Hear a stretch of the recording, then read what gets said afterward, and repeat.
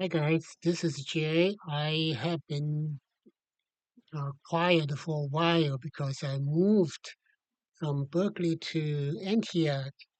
That's close to the swimming pool and the little lake. You can see behind my back. Uh, Today is a beautiful day, so let's resume the topics that we want to talk about a long time ago. That I promised that I would talk about American system and the Chinese system in terms of many things, everything in life. But here, let's start from entrepreneurship, the ecosystem in entrepreneurship that in China, more specifically in Shenzhen, which is a southern part of China, very close to Hong Kong. That city has been star city of entrepreneurship is similar to the Silicon Valley in the U.S. Okay, but the ecosystems is very different. Let's compare them. The first one is that they care not so much about intellectual properties, right? In Shenzhen, if you steal some, product and you had trouble to copy a part of it, the original innovators will help you to get going. Okay, they don't mind you being a copycat.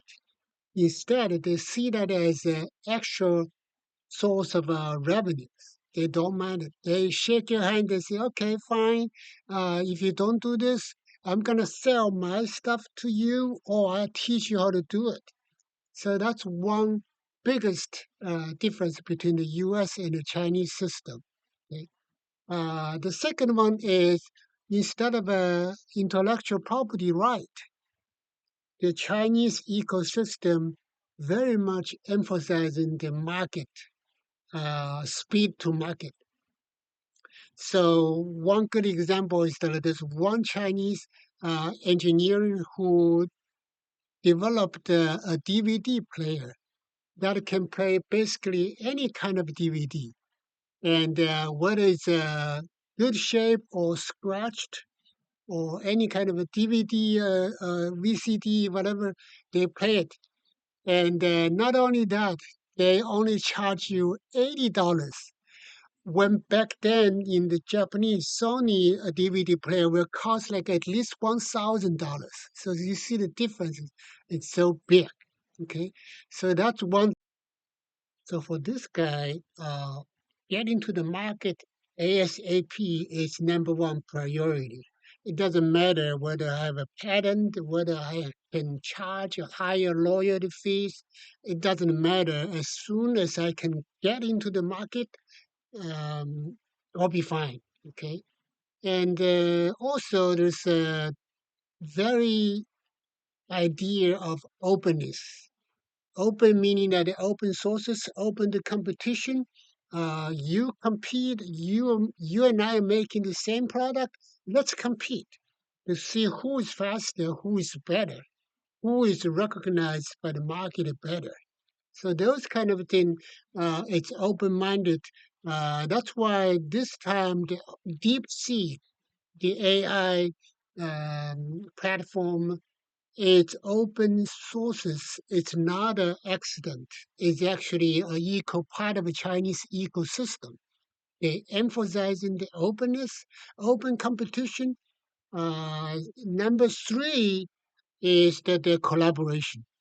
Um, so it's not unusual for some Chinese city of an entire street or next two street next to each other, or but electronic um, auto parts or something else, and then AI product, and all kinds of things. They come together in an ecosystem that they help each other to compete. Okay, so those kind of things make how do you look at this? I think there are positive side and negative side. Positive side is that in the U.S. one thing that you probably did not know is that 50 to 70% of a U.S. patent is go busted, wasted. There's no commercialization at all. They never see the light of the market, especially for college initiated a patent. Okay, and especially with the fast moving sectors like electronics. Okay, with the pharmaceutical, with the biotechnology, the patent usage is much higher. Why? Because they're slower moving, and also they invest into billions of dollars, and so they cannot afford to not using the patent. Okay, so but for some sectors, it's a lot of wasted money, wasted of investment, wasted of the effort. Okay, so there is one positive side to relying on the market, you know, and instead of relying on the patent, emphasizing the intellectual properties. Of course, intellectual property is not the only way to work with the patent, but the patent is one of them important thing.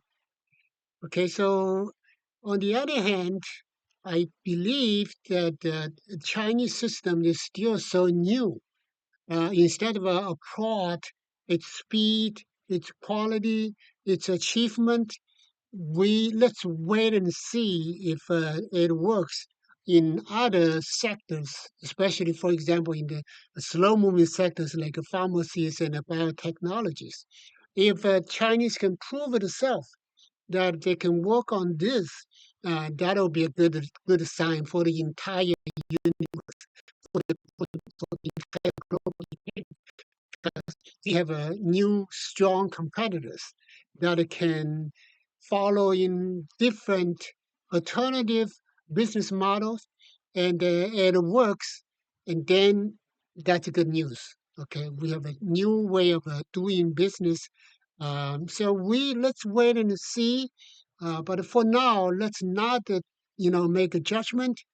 Of course, we need to respect the intellectual properties, but in some fast-moving sectors, let's see if the fast moving to the market uh, works or not. Okay, and then the other thing, the issue is that by relying on the market, speed to the market, the best sign of a market is the prices.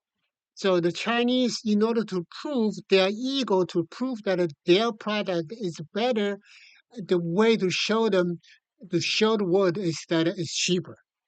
But that kind of a price competition only can be dangerous because it could trigger the trade war and kind of an anti-dumping thing. So Chinese need to work, do some homework to know, to learn, not just to compete on price, but also other things to make the product better. So let's stop here.